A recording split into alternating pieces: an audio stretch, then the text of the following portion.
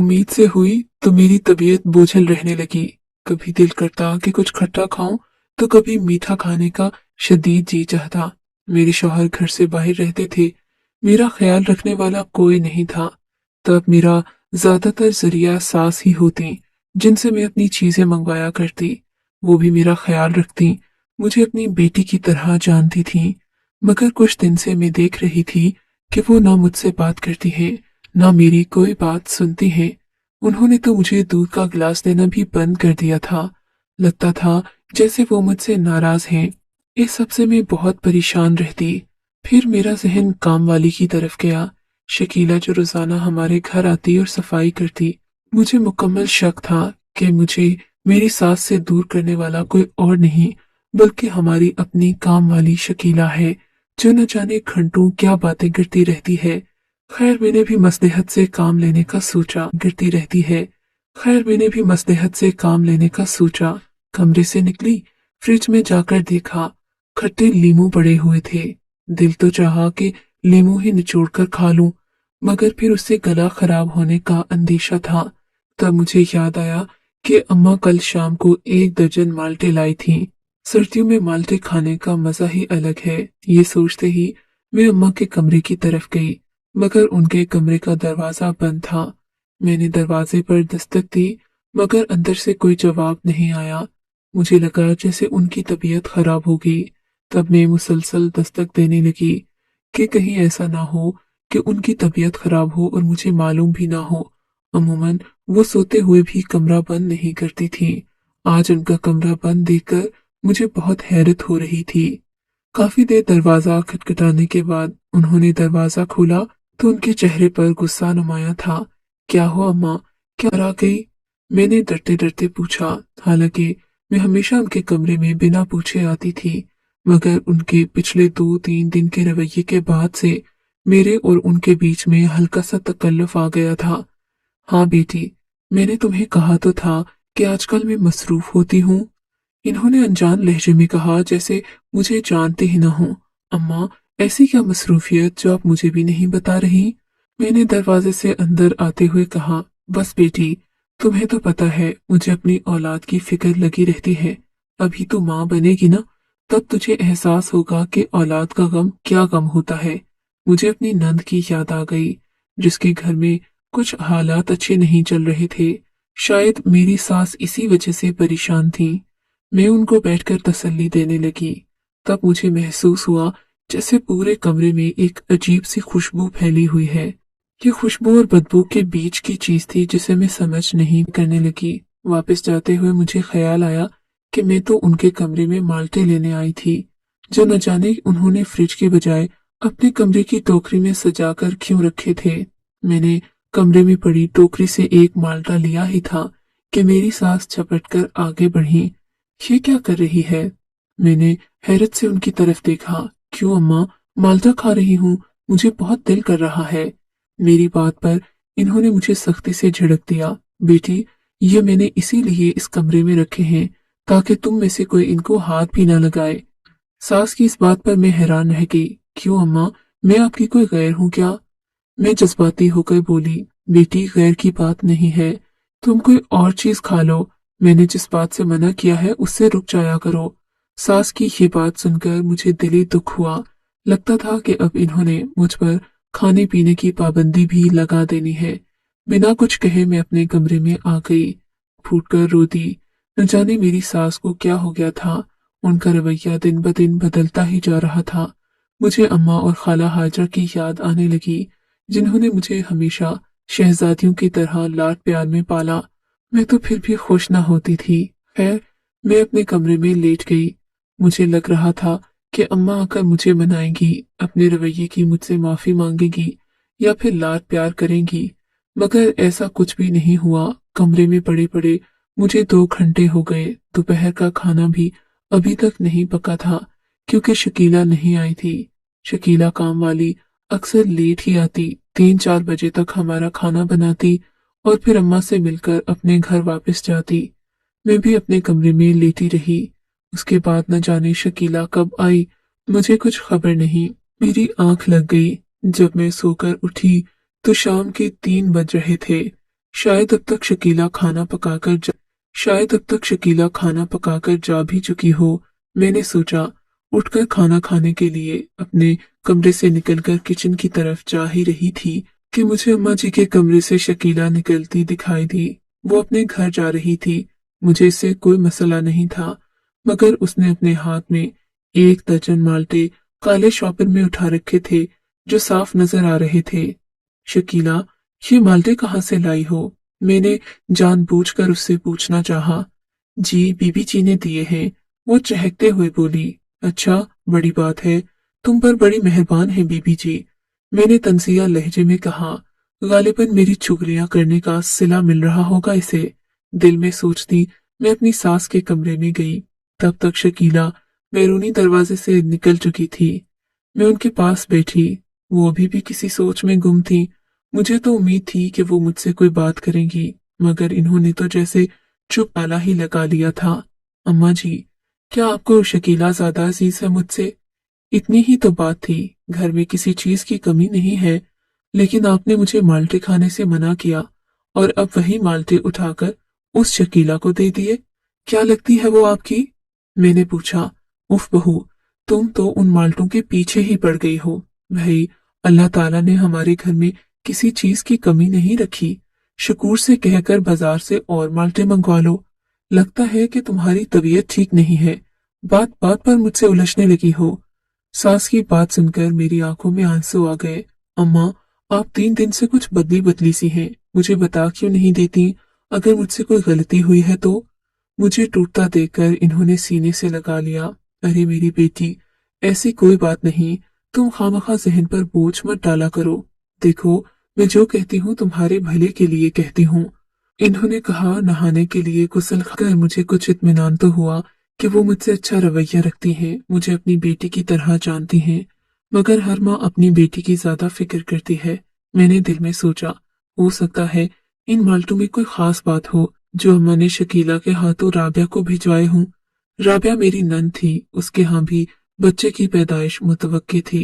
मैंने सुना था कि माल्टे इस्तेमाल करने से पैदा होने वाले बच्चे की रंगत साफ होती है और वो खूबसूरती में भी बाकी बच्चों से बढ़कर होता है। ये बात दिमाग में आते ही मुझे अपनी सास की सारी मंसूबाबंदी समझ में आ गई थी। उफ खुदाया, लोग भी कितने दोगले हैं, मुंह पर कितने अच्छे बनते हैं और दिल में किसी का फायदा भी नहीं चाहते। ये सोचकर मैंने टोकरी से 1-2 माल्टे उठा लिए और अपने कमरे में चली गई। वैसे भी मेरा कुछ खट्टा खाने को दिल कर रहा था। कमरे में मैं आकर पिछले सारे वाकयात सोचने लगी। मेरी सास पहले जो मेरा बहुत ख्याल रखती थी, मुझे न खाने पीने को कहती, ना कोई नसीहत करती। सारी बात तो मेरी समझ में आ गई थी। अब और किस चीज का इंतजार था? मैं दिल में सोचने लगी, आइंदा से मैं भी उन्हें अपनी माँ का दर्जा नहीं दूंगी। ये सोचते सोचते मैं माल्टों के छिलके उतार चुकी थी। मैंने उन छिलकों को एक सफेद शॉपर में बंद किया और अपनी अलमारी के दराज में रख दिया।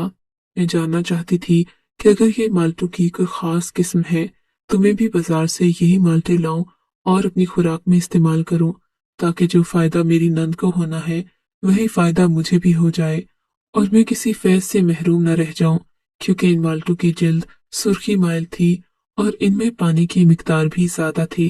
न जाने कहाँ से आती है ये सौगात, मैंने दिल में सोचा। यही सोचते सोचते मेरी आंख लग गई। मैंने दिन का खाना भी नहीं खाया था। शाम को मेरी आंख खुली तो पेट में शदीद दर्द हो रहा था। तबीयत थी कि बता नहीं सकती। मेरा दम घुट रहा था, चेहरे पर पसीने के कतरे नमूदार होने लगे। मैं उठकर लड़खड़ाते हुए कदमों से बाहर गई। अम्मा को आवाजें देने लगी। अम्मा, कहाँ है आप? मेरी तबीयत खराब हो रही है। मैंने उन्हें बुलाया तो वो दौड़ी दौड़ी मेरे कमरे की तरफ चली आई। वो भी मुझे इस हालत में देखकर परेशान हो गई। क्या हुआ बेटी, तुम ठीक तो हो? इन्होंने मुझे सहारा देकर बिठाते हुए कहा। अम्मा, मुझे बहुत घुटन हो रही है, आप मुझे डॉक्टर के पास ले चलें। मैं तकरीबन रोने लगी थी। तूने कुछ उल्टा सीधा खा तो नहीं लिया? सास ने मुझे तफ्तीशी नजरों से देखते हुए कहा। नहीं माँ जी, मैंने क्या खाना था, बस 2 माल्टे लेकर खाए थे, वही जो आपकी टोकरी में पड़े थे। उठकर खाना भी नहीं खाया। तब इन्होंने अपना माथा पीट लिया। उफ खुदाया, तुम्हें मैंने कितनी बार मना किया था कि उन माल्टों को हाथ भी मत लगाना, मगर तुम्हारी तो बात गुस्से से कहती बाहर चली गई। इन्होंने गाड़ी का बंदोबस्त किया, मुझे गाड़ी में बिठाया और अस्पताल ले आई। क्लिनिक वालों ने मुझे अपनी स्पेशल वार्ड में दाखिल कर दिया। उसके बाद मुझे कुछ होश न रहा कि क्या हुआ है। जब मेरी आंख खुली तो मुझे अपना वजूद हल्का सा महसूस हुआ। ऐसा लगा जैसे कोई बोझ मेरे वजूद से अलग कर दिया गया हो। मैंने खाली खाली निगाहों से अपने सामने बैठी अम्मा जी को देखा। उनके चेहरे पर दुख और नदामत के आसार थे। वो मुझे देख देख कर रो रही थी। अब मुझे भी शक होने लगा। अम्मा, क्या हुआ है? सब ठीक तो है ना? मैंने मरियल सी आवाज में पूछा। नहीं, कुछ ठीक नहीं है बेटी। बस तूने जो किया उसका सिला तुझे मिल गया। तेरा बच्चा अब इस दुनिया में नहीं रहा। अम्मा रोते हुए बोली, ये क्या कह रही हैं आप? ऐसा नहीं हो सकता। मैं बेयकीनी के आलम में बोली। इतने में एक नर्स कमरे में दाखिल हुई। उसने मुझे ड्रिप लगाई और आराम करने का मशवरा दिया, मगर मेरा दुख तो 7वें आसमान पर पहुंच चुका था। मैं कैसे आराम कर सकती थी जब मेरा जिगर गोशा ही मेरे पास न रहा। रो रो कर मेरा बुरा हाल था। डॉक्टर्स ने भी मुझे तसल्ली दी। अगले चंद दिन इस्तेमाल के लिए दवा दी और फिर शाम के वक्त मुझे डिस्चार्ज कर दिया गया। मेरी सास सुल्ताना बीबी मुझे घर ले आई। वो बहुत परेशान थी। कहने लगी, तुम अपनी गलती की वजह से अपनी औलाद खो बैठी हो। बड़ों की बात ना मानो तो ऐसा ही होता है। मगर मेरी समझ में ना आता था कि उन माल्टों में आखिर ऐसा क्या था कि मेरे बच्चे की जान चली गई। और अगर इतनी ही खतरे वाली बात थी तो फिर मेरी नंद के घर उन्हें क्यों भिजवाया जा रहा था? मगर इन सवालों का जवाब मुझे नहीं मिल सका। वैसे भी अम्मा जी का मिजाज देखकर ही मैं कोई बात करती थी। खामोश होना ही बेहतर समझा। इस बात को कोई 1 महीना गुजर गया। शकीला अब भी हमारे घर आती। आज काफी दिनों के बाद मैंने उसे अम्मा जी के कमरे से बाहर आते देखा। मुझे देखकर वो तेजी से बैरूनी दरवाजे की जानिब चली गई।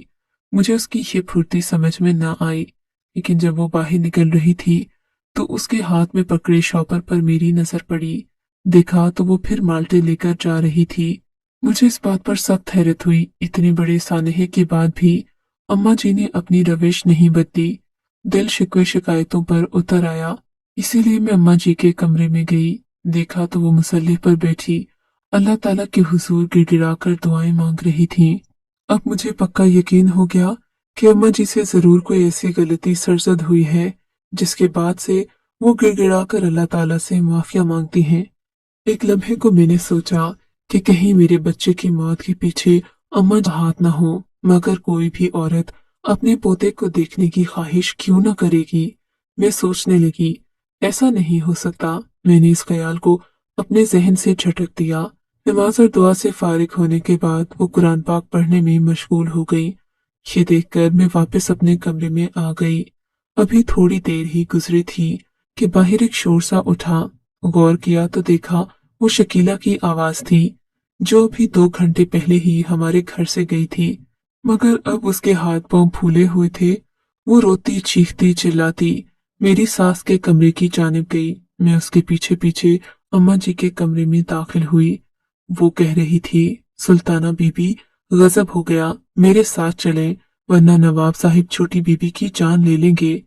उसकी बात सुनकर मैं डर गई। उसके चेहरे के तासुरात बता रहे थे कि वाकई कोई बड़ी बात हो गई है। अम्मा जी भी परेशानी के आलम में उठ खड़ी हुई के साथ घर से निकल गईं। मैं उनको आवाजें देती रह गई कि मुझे कुछ तो बताए, आखिर हुआ क्या है? मगर इन्होंने मेरी किसी बात का जवाब नहीं दिया। हमेशा की तरह मैं अपना दिल कुढ़ाती रह गई। सास को गए हुए 4 घंटे गुजर चुके थे। अभी तक वो घर नहीं आई थी। अब मुझे परेशानी होने लगी। सुहेल भी घर आने ही वाले थे, लेकिन उससे पहले ही दरवाजे पर दस्तक हुई। देखा तो अम्मा जी बाहर खड़ी हैं। अब वो काफी मुतमईन लग रही थीं।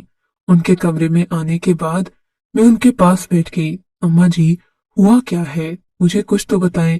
शकीला क्यों आई थी? ये छोटी बीबी और नवाब साहिब कौन है? मैंने पूछा तो वो बोझिल लहजे में बोली, अरे बेटी, तुम भी एक बात के पीछे ही पड़ जाती हो। आज से 4 महीने पहले मैं इन लोगों के घर गई थी। नवाब जुगन को तो तुम जानती ही होगी।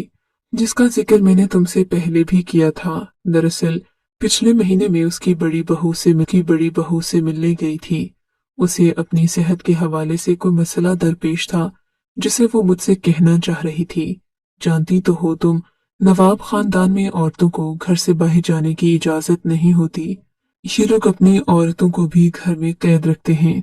खैर, मैं शहाना से मिलकर वापस आ रही थी तो एक लड़की कमरे से अंदर आई। मैंने देखा ये बहुत खूबसूरत और कम उम्र थी।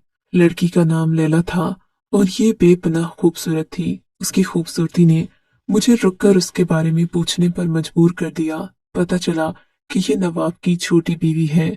नवाब इंतहाई जालिम तबीयत का मालिक था और उसकी आखिरी शादी इस बात का पता दे रही थी, क्योंकि लैला के चेहरे पर खुशी का कोई तासुर, कोई इशारा नहीं था। वो मुरझाया हुआ फूल लग रही थी। अगरचे बेपनाह हसीन थी, मगर चेहरे से रौनक गायब थी।